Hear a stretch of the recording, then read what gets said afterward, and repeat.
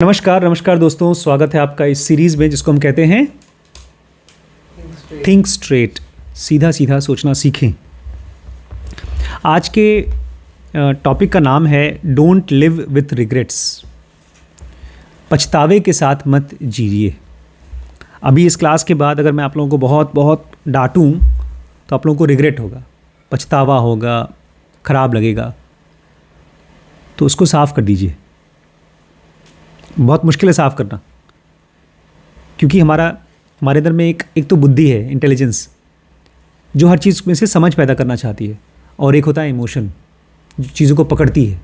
अरे तुमने मुझे ये कहा था, क्यों कहा था, क्या तुम मुझे पसंद नहीं करते। हाँ, रिग्रेट दिमाग में चलता रहता है। तो कह रहे हैं अगर आपको साफ साफ सोचना सीखना है तो अपने रिग्रेट्स को डिलीट करना, उसको कचरे की तरफ फेंकना आना चाहिए। Growing up my grand mother was always around. Author कह रहे हैं जब मैं बड़ा हो रहा था तो मेरी दादी माँ हमेशा मेरे आसपास हुआ करती थी। She was very kind person, बहुत ही दयालु औरत थी। May be too kind because she made many sacrifices in her life. शायद वो बहुत ज़्यादा ही काइंड थी क्योंकि उन्होंने बहुत से बलिदान किए अपनी ज़िंदगी में। उन्होंने बलिदान किए अपने माँ बाप के लिए, अपने भाई बहनों के लिए, अपने हस्बैंड्स के लिए, और बाद में अपने बच्चों के लिए। That's also a part of life. क्या कर सकते हैं, बलिदान करना भी तो ज़िंदगी का एक हिस्सा है। अगर आप लोग साथ में रहते हो तो आप एक मजबूत परिवार, एक अच्छी फैमिली नहीं बना सकते अगर आप बलिदान नहीं कर रहे हो। इनफैक्ट हस्बैंड वाइफ की रिलेशनशिप में यही कहा जाता है, हमने पढ़ा भी था, कि अच्छा हस्बैंड वाइफ वही होता है जो दे दे दे और मांगे कुछ ना। जहाँ पर मांगना हो जाता है वहाँ पर रिलेशनशिप खराब हो जाता है। But biggest sacrifice she made was to live in the Netherlands for the last part of her life instead of her home in the country of Iran. लेकिन जो सबसे बड़ा बलिदान हमारी दादी माँ ने किया वो ये था कि वो अपने घर पे, जो उनका पुश्तैनी गांव था, देश था ईरान, वहाँ नहीं रही। वो रहती थी नेदरलैंड में, एक अजनबी देश में। और जहाँ तक मुझे याद है वो दादी हमेशा अपने पास्ट के बारे में, अपने देश के बारे में बात करती थी, ऑलवेज, हमेशा। और ख़ास तौर से अपने आखिरी साल में, अपने आखिरी मरने से कुछ महीने पहले वो दिन भर रोती थी क्योंकि उनको ढेर सारा रिग्रेट होता था। रिग्रेट मतलब पछतावा। लेकिन हम लोग जाया करते थे उनके पास, किस्मत से मेरे माताजी, पिताजी, मेरे भाई बहन, हम सब उनके पास जाया करते थे और उनको खुश करने की कोशिश करते थे।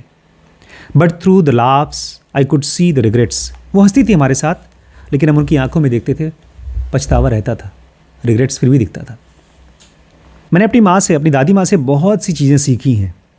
एक तो मैंने सीखा है कि कैसे आप दयालु रहते हैं, दूसरों के ऊपर आप क्रूरता नहीं करते। और मैंने ये भी सीखा है कैसे आपको अगर अच्छा परिवार बड़ा करना है तो वो वैल्यूज़ क्या होती हैं, बलिदान की वैल्यूज़। लेकिन जो सबसे इम्पॉर्टेंट चीज़ जो मैंने सीखी है अपनी दादी से वो ये कि आप उन चीज़ों के लिए रिग्रेट नहीं करते हो जो चीज़ें आपने कर ली हैं। आप उनके लिए रिग्रेट करते हो जो आपने नहीं की, काश ये कर लेता। मान लीजिए आप दिल्ली में रहते, यहाँ आते नहीं, तो आप ज़्यादा रिग्रेट करते।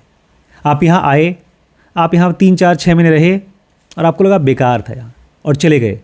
इस करने को कभी आप रिग्रेट नहीं करेंगे, नहीं करने को सोचते रहेंगे, पछताते रहेंगे, काश कर लिया होता।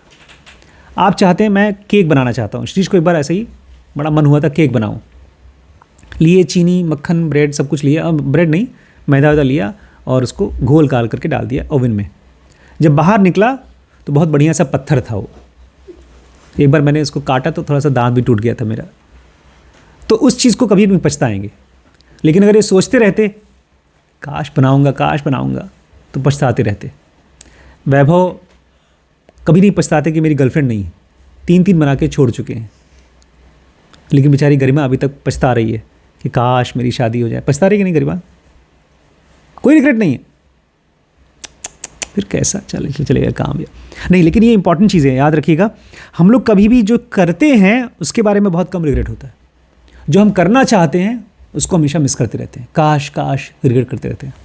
और जब मेरी दादी माँ मरी जनवरी 2015 में, तो मैंने कहा ना, मैं उनसे जो सीखा हुआ चीज़ है वो करूँगा, जो मुझे लगेगा वो करूँगा। मैं कभी भी ये नहीं करूँगा कि पछताऊँ। इनफैक्ट यही सेम सेंटेंस एक आदमी ने कहा था जिसने बहुत बड़ी कंपनी बनाई। दुनिया का सबसे अमीर आदमी। ये हमारा जेफ बेजोस थे, नौकरी करते थे एक बड़ी कंपनी में। उन्होंने अपनी गाड़ी में बैठे बोलते हैं यार कंपनी बनाऊंगा मैं, नहीं तो फिर गरीब हो जाऊंगा, कोई बातें, बाद में नौकरी कर लूँगा। लेकिन मैं मरते मरते ये नहीं सोचना चाहता कि बनाना चाहते थे, बनाए नहीं। उन्होंने बनाया अमेज़ॉन, दुनिया की one of the biggest company.